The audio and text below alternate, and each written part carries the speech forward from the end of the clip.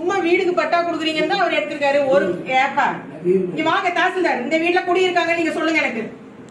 எளிய மக்களின் கோரிக்கைகளுக்கு உடனடி கவனம், அதிகாரிகளிடம் கரார்த்தன்மை, குழந்தைகளிடம் பரிவு என சுழன்று கொண்டே இருக்கும் நாமக்கல் ஆட்சியர் உமா தமிழ்நாட்டில் மாநில தேர்வு பிரிவின் கீழ் குடிமை பணிகளுக்கு பதவி உயர்வு பெற்ற முதல் அரசு மருத்துவர் என்கிற பெருமையை கொண்டவர். MBBS பட்டம் பெற்று சமூக மருத்துவத்தில் மேற்படிப்பு முடித்த அவர் முன்னதாக கொரோனா பெருந்தொற்றின் 2வது அலையின் போது மாநில அளவில் சென்னை வார்ரூமில் படுக்கை மேலாண்மைக்கான கண்காணிப்பு அதிகாரியாக பணியாற்றியுள்ளார். கொரோனா காலத்தில் மக்களுக்கு தேவையான உதவிகளை உடனடியாக வழங்குவதற்கான அரசின் ஏற்பாடுகளை மேற்கொண்ட அவரது தலைமையின் கீழ்தான் முதலமைச்சரின் விரிவான மருத்துவ காப்பீட்டு திட்டத்தில் தமிழக அரசின் பங்கு முதல் முறையாக 48% உயர்ந்திருந்தது.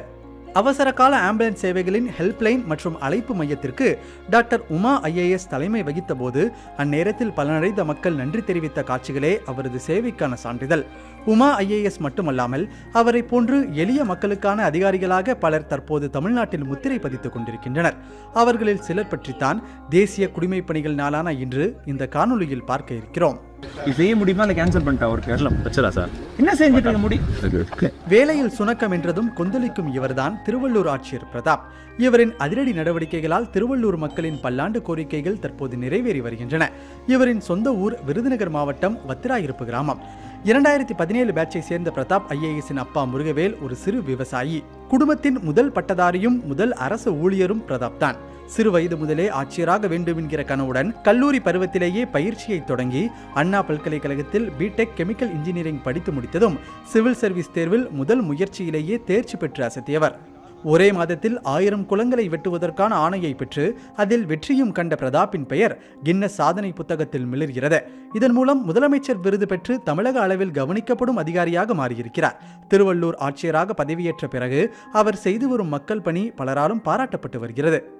சரி, இதுல என்ன இருக்குது? உங்க டிஃபன் என்ன சாப்பாடு? என்ன இன்னைக்கு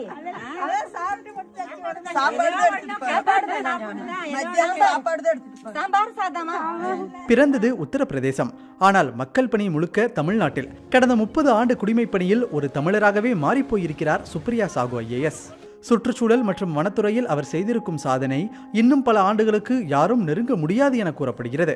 சமீபத்தில் கூட சுற்றுச்சூழல் துறையிலிருந்து மக்கள் நல்வாழ்வுத்துறைக்கு அவர் மாற்றப்பட்ட போது இது தவறான முடிவு என பலரும் விமர்சித்திருந்தனர். ஆனால் அடுத்த 7 மாதத்தில் மீண்டும் சுற்றுச்சூழல் துறைக்கு அதிகாரியாக நியமிக்கப்பட்ட அவர் எப்போதும் போல தனது மக்கள் பணிகளை ஆர்ப்பாட்டம் இல்லாமல் தொடர்ந்து செய்து வருகிறார். 1991ஆம் ஆண்டு தமிழ்நாடு கேடரை சேர்ந்தவர் சுப்ரியா. தாவரவியல் முதுகலை பட்டம் பெற்ற அவருக்கு குடிமை பணிதான் இலக்கு. தகவல் மற்றும் ஒலிபரப்பு அமைச்சகத்தில் இணை செயலாளராக பதவி வகித்த பின் வேலூர் மாவட்டத்தின் கூடுதல் ஆட்சியராக பணியில் அமர்ந்தார். பின்னர் நீலகிரி மாவட்ட ஆட்சியராக பொறுப்பேற்ற பிறகுதான் தனது சுற்றுச்சூழல் பணிகளுக்காக பெரிதும் அறியப்பட்டார். கோவை மதுக்கரையில் AI மூலம் நவீன கேமராக்கள் கொண்டு யானைகள் நடமாட்டத்தை கண்டறிந்து எச்சரிக்கும் முறையின் மூலம் 2500 முறை யானைகள் பாதுகாப்பாக தண்டவாளத்தை கடந்திருப்பதாக கடந்த மாதம் மகிழ்ச்சியாக அறிவித்தார் சுப்ரியா. இன்னும் பல சுற்றுச்சூழல் திட்டங்கள் இவரது கைவசம் இருக்கின்றன. பார்ப்பதற்கு நம்மில் ஒருவரை போல தோற்றமளிக்கும் இந்த எளிமைதான் விருதுநகர் ஆட்சியர் ஜெயசீலனின் மற்றொரு முகம். IAS தேர்வில் தமிழ்நாட்டில் முதலிடமும் இந்திய அளவில் 45வது இடமும் பெற்ற ஜெயசீலன் தமிழ் வழியில் தேர்வெழுதி குடிமைப் பணியில் வென்றவர். 2023 கல்விக்கும் 2024 மாற்றுத்திறனாளிகள் நலனுக்குமான சிறப்பான பணிகளுக்காக சிறந்த ஆட்சியருக்கான விருதை பெற்ற அவர் தேனி மாவட்டம் கெங்குவார்பட்டியைச் சேர்ந்தவர். மாணவர்களுடன் கலந்துரையாடி காஃபி வித் கலெக்டர் என்கிற நிகழ்ச்சியை நடத்துவது, பள்ளியில் இடைநின்ற மாணவர்களை தேடிச் சென்று அழைத்து வருவது, எத்துப்பல் பிரச்சனை இருக்கும் 600 மாணவர்களை தேர்ந்தெடுத்து அவர்களுக்கு இலவச சிகிச்சை அளித்தது என தனது அன்றாட பணிக்கு நடுவே மாணவர்களுக்கு அதிக முக்கியத்துவம் அளிப்பவராக ஜெயசீலன் கருதப்படுகிறார். குடிமை பணிக்கான தேர்வுக்கு தமிழ்நாட்டு மாணவர்கள் தயாராவது எப்படி என்கிற விழிப்புணர்வையும் தொடர்ச்சியாக அளித்து வரும் அவர் தாய்மொழி கல்வியின் அவசியத்தையும் வலியுறுத்துகிறார். யார் சிறந்த ஆட்சியர் என்கிற கேள்விக்கு நிறைய பதில்கள் இருக்கலாம்.